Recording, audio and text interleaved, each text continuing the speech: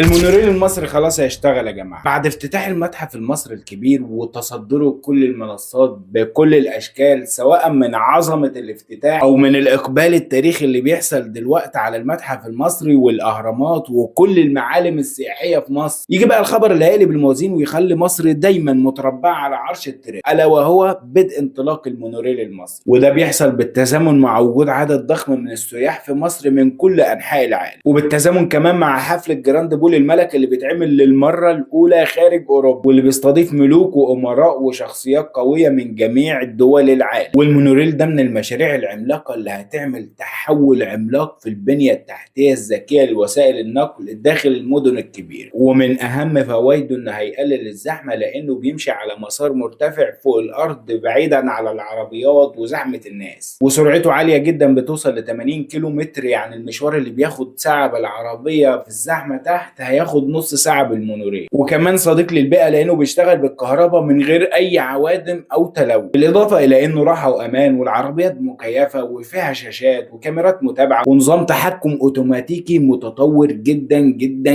جدا. ده بالإضافة إلى إنه بيربط المدن الجديدة زي العاصمة الإدارية والقاهرة الجديدة بباقي القاهرة. وكمان هيوفر في البنزين والمصاريف لأنه أوفر وأسرع. يوم الأحد 9 نوفمبر هينطلق المونوريل المصري بشكل رسمي عشان ينضم لقائمة افتتاحات متتالية اللي بتحول مصر لواحدة من أقوى الدول في العالم سياحيا واقتصاديا وتجاريا. اللي بيحصل دلوقتي مش مشاريع وخلاص، ده تغيير شامل في شكل مصر الحديثة، والنتيجة هتلاقوها قريب جدا بتظهر على الاقتصاد المصري بإذن الله. ما تنساش تعمل فولو ولايك وشير على الفيديو ده. تصلي على النبي.